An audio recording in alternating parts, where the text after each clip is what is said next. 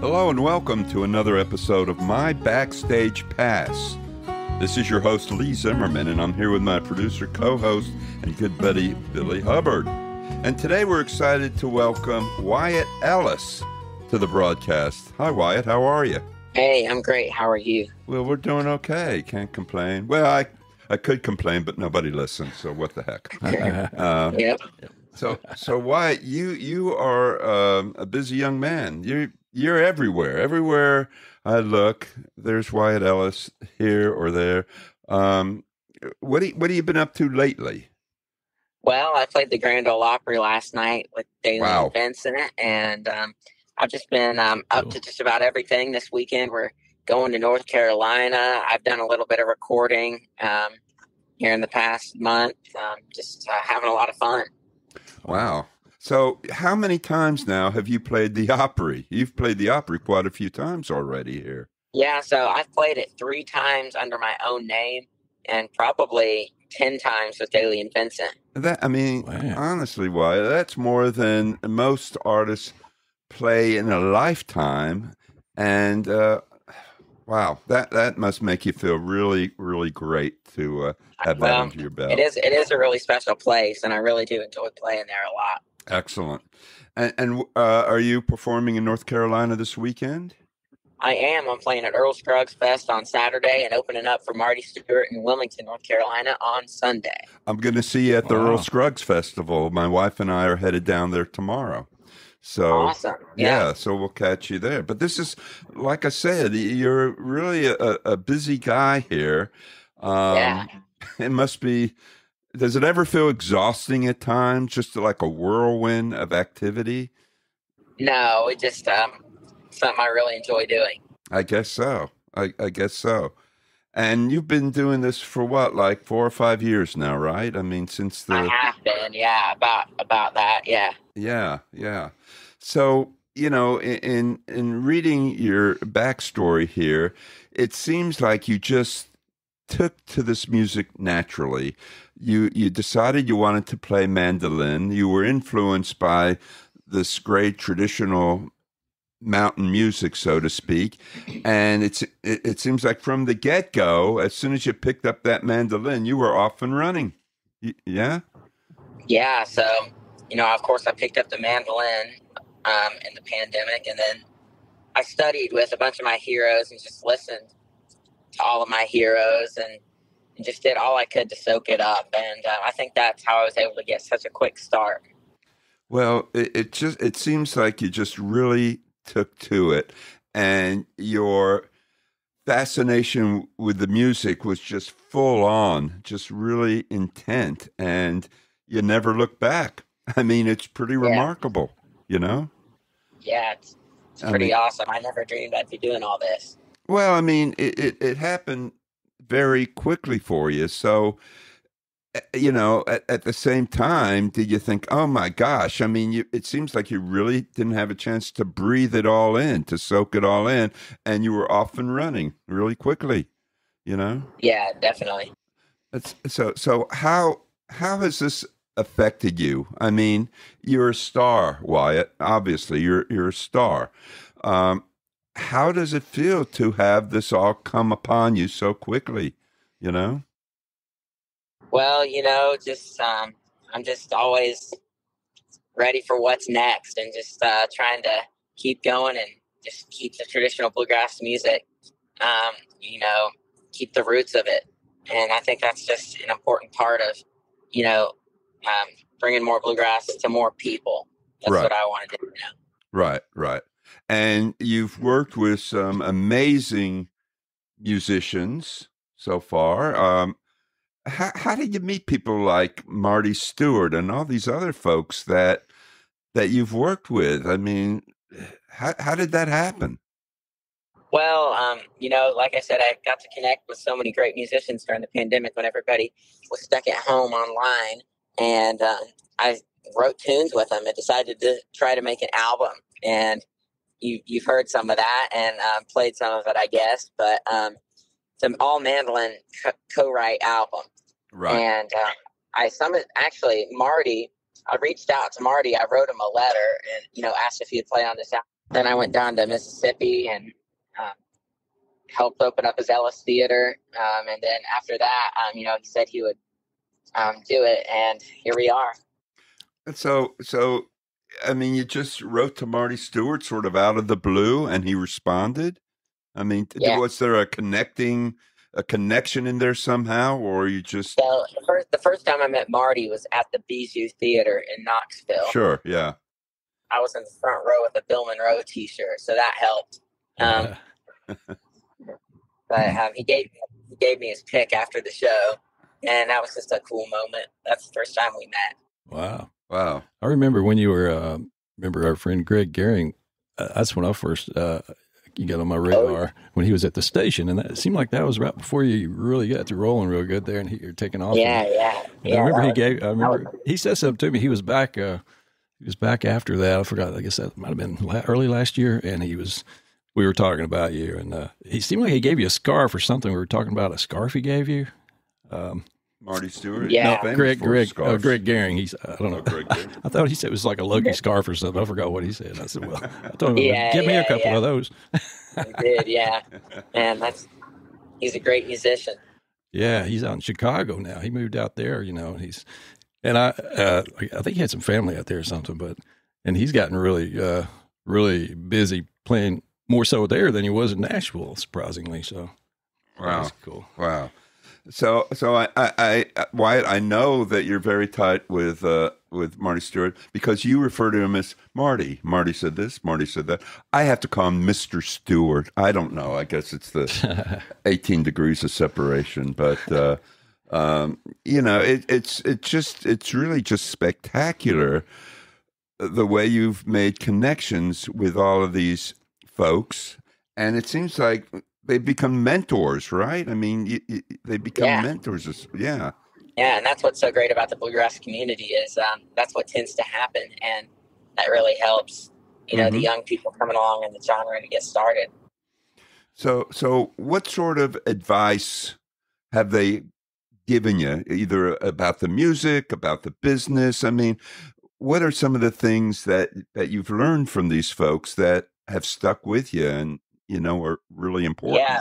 So, I've got to work with Marty a little bit and even Bobby Osborne and all those guys, but they all had great advice because they've been in the music business for so long. Marty, said he was glad that, I was writing new mandolin tunes and new bluegrass songs because, that's something that bluegrass needs. And, a lot of the advice ties together because Bobby Osborne said to always go back to the roots of the music first before you branch out and learn newer versions or newer things. But learn the roots first, and I found that great advice even in just learning. And when you learn like that, you're able to write tunes and stuff better.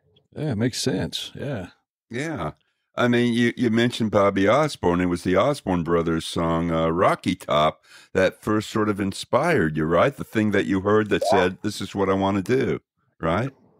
It was, yeah. I heard Rocky Top, and then after that, I heard Bill Monroe and the Stanley Brothers and Jimmy Martin and all those guys. And then that leads to newer stuff and newer stuff. I think a lot of people started the other way around and started with the newer stuff and then went back. True. But I started with the old stuff and, worked my way forward. Oh. Yeah, that's very interesting that you bring it up because, like you say, a lot of times people hear something new and contemporary. They'll hear Leftover Salmon or the Punch Brothers or one of these newer bands that have such a following, and they'll think, oh, where did that come from? And then they'll go back. But yeah, exactly. It's very interesting that you worked your way up here. So yeah, and so are you touring now? How does it work? Because I imagine you're still learning. You're still in school, is what I mean. You're still right. Yeah. I mean, so yeah, I do an online school, and that allows me to travel and do all sorts of things. And we play shows. We're playing shows almost every weekend during the summer, and a few things here and there during the week. But it's just still really enjoyable. Yeah. Well, I mean, it must though be a bit of a challenge to balance it, or is it? I don't know. It's not that bad. I do it over a full year, so it makes Okay. it a little bit easier to deal with. Okay. Yeah. All right. Now, for the record, what grade are you in now? Just for the record. So I'm going into 10th. Oh, into 10th. Okay. I think is that high school or middle school? I don't remember. It's high school. I don't remember. When I was in school, it was called junior high. It wasn't called middle school. It's called junior high. So, yeah. Well, yeah. Do you have as far as a band? Do you have your own designated band yet, or are you?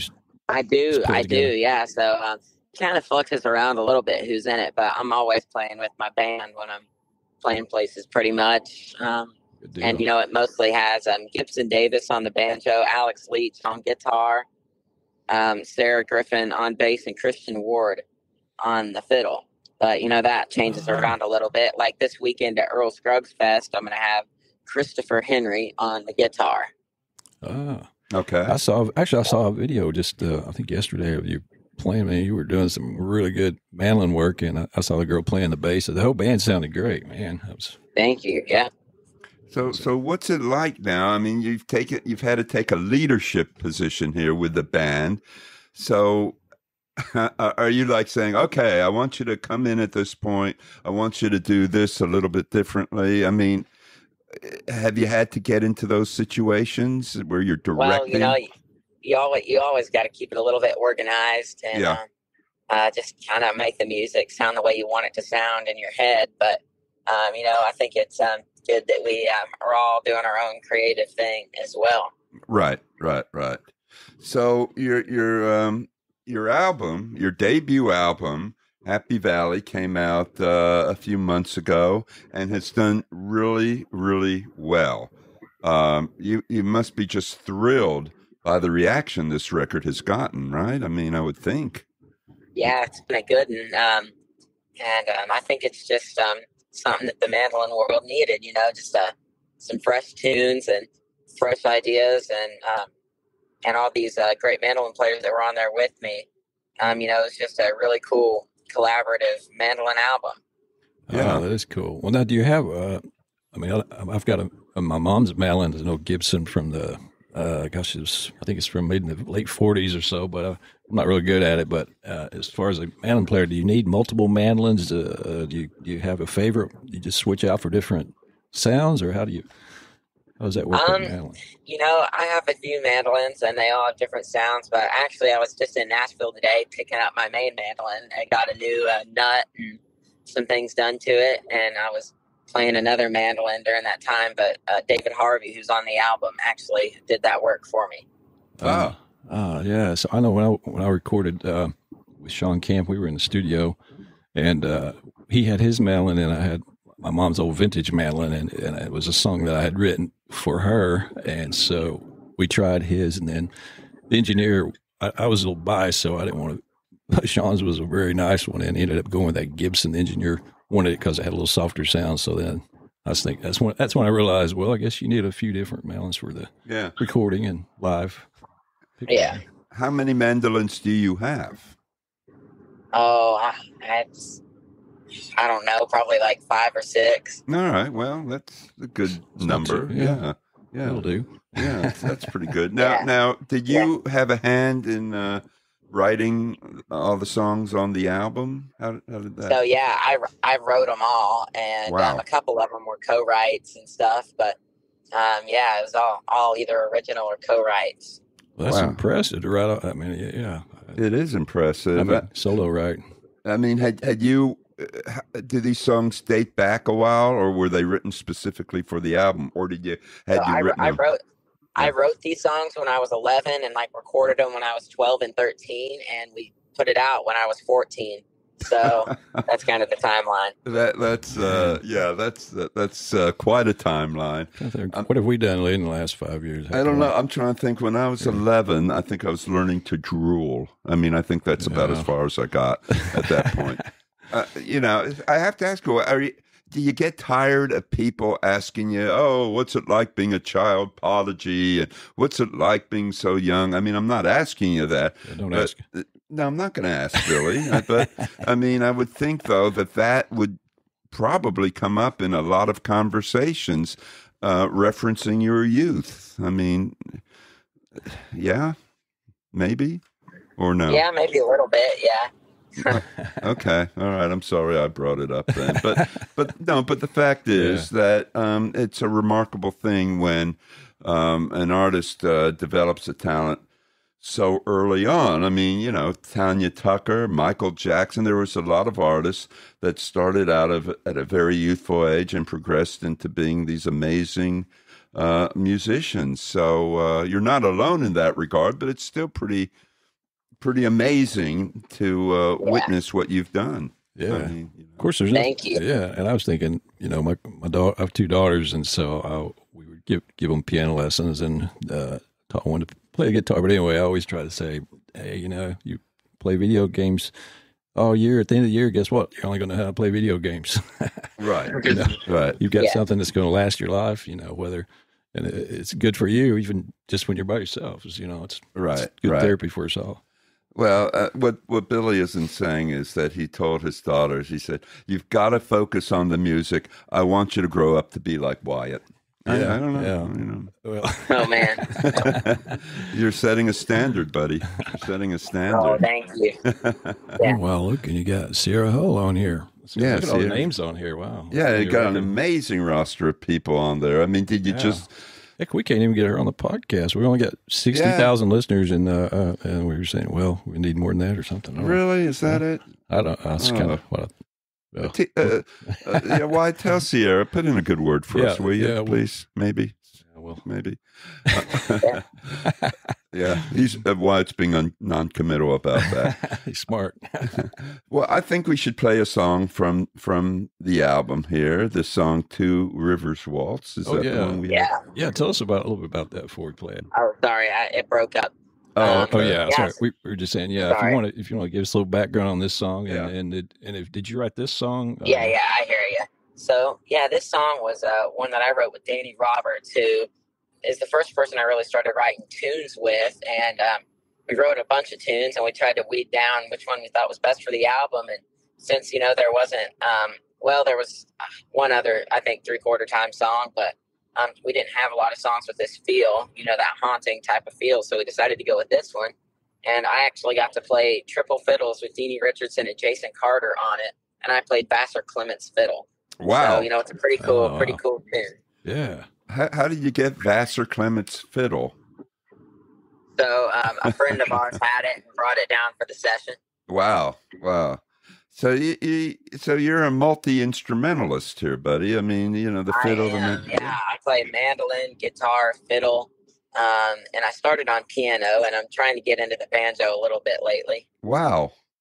You're so focused. It's really amazing. Well, let's play Okay, I'm in awe. We got to play the song. Play a clip of this. It's Two Rivers Waltz.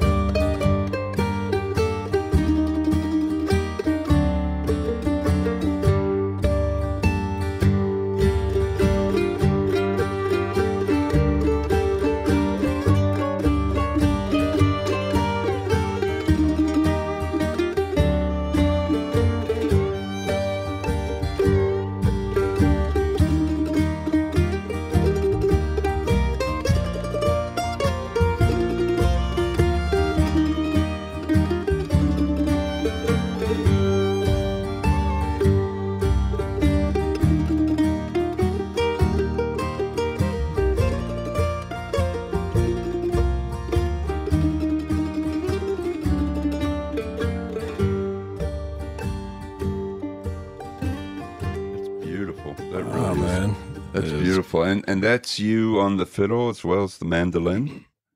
It is. Well, it's triple fiddle, so I'm playing the lead fiddle. The lead fiddle. And I'm the first mandolin player that you heard. Yeah, That's it's just beautiful. what a beautiful tune. So, I mean, what inspired that particular song? It's kind of a soulful feeling. It is very Oh, soulful. it's just kind of, inspired by a lot of the Monroe style waltzes and the way they kind of had that haunting feel. Yeah, I like that. How long does it take to come up with a song like that and really get it to the point where it's where you want it? A lot of songs take 10 minutes, and others could take, an hour, but, something like that. I like how your titles of your song reflect East Tennessee. That's Happy definitely Valley and that's inspired by traditional bluegrass as well. A lot of those guys would name their tunes after landmarks and stuff. That's a good point. Yeah. I mean, you said some songs take 10 minutes. Some songs could take as long as an hour. I thought you were going to say some songs could take as long as 3 weeks, but I mean that's quick to know where you're going with the tune there. I mean, it really is. It seems like you know right offhand. Yeah, they just kind of pop out. Wow, pretty amazing. So you mentioned before you're starting to think about the next album as well? Yeah, we're starting to think about it. And it'll be, it's going to be like more of like a vocal, focus thing probably in the future. Mm-hmm. But we're going to do something like that. And I just recorded a couple things with Peter Rowan here recently. Peter Rowan, yeah. Yeah. Yeah. Wow. You're in pretty good circles there, son. You really are. I mean, it's pretty impressive. It really is. Thanks. So you're going to do a little bit of singing then, move into that realm, huh? As a vocalist. Yeah. At what point did you decide that, maybe I could sing? You've been involved with the instrumental thing so long. At what point did you decide, I want to expand a little bit and do some singing, Yeah, so I started singing, just about a year or two after I started playing, and I got with Paul Brewster, and he really inspired me to start singing more. And then after that, I just got into singing more and more, and I sang on the Grand Ole Opry for the first time last year in November, and I've sang on there a bunch since then. So it's just, just a process. I was backstage, I think it was last year, maybe it was early this year, with Charlie McCoy, the great harmonica player. He was there at the Opry last night. Oh, was really? he? Wow. Oh, he's a great friend. He invited me back and got to hang out with him back there. And a lot of people don't realize. He went out and played with Ernest. Oh, okay, yeah. He'll be here. He'll be here at the station in September for 2 nights. Awesome. Coming up, so you have to come over and hang out and see us. Yeah, I will. So just to sum up, Wyatt, you've immersed yourself in bluegrass. You've just become a remarkable musician and artist here. So what sort of advice would you give to someone else that's maybe interested and wants to sort of follow in your footsteps? Is there any advice you would give them, especially for other young people who, want to make this a career? Yeah, so I would just say to, kind of what Bobby said to me is one piece of advice is to go back and learn from the roots of the music and then branch out. I think that's the biggest thing, and that'll help you to write tunes and just do anything you want to do. Yeah, that's good advice.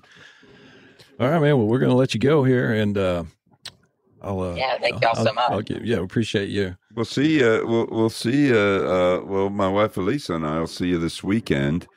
Awesome. At Earl Scruggs. Yeah. So. Yeah. And I have another set at 4. It's at 3 o'clock on what day? On Saturday. 3 o'clock on Saturday, and it's part of a Earl or Flatt and Scruggs Live at Carnegie Hall tribute set. Wow, great stuff. Great stuff. Yeah. If you want to hang on just a minute here after we sign off and chat just another couple minutes here, we're going to do our outro. Wow, and big thanks to Wyatt Ellis some cool stuff. Be sure and check out his album, man. That's some great songs on there, man. Also, big thanks to our host, Lee Zimmerman. Check out Lee's latest book, 30 Years Behind the Glass. Jim Gaines is now available on Amazon. And please like, share, and subscribe to my Backstage Pass on your favorite platform. And we'll see you all next time. Happy trails. Happy trails.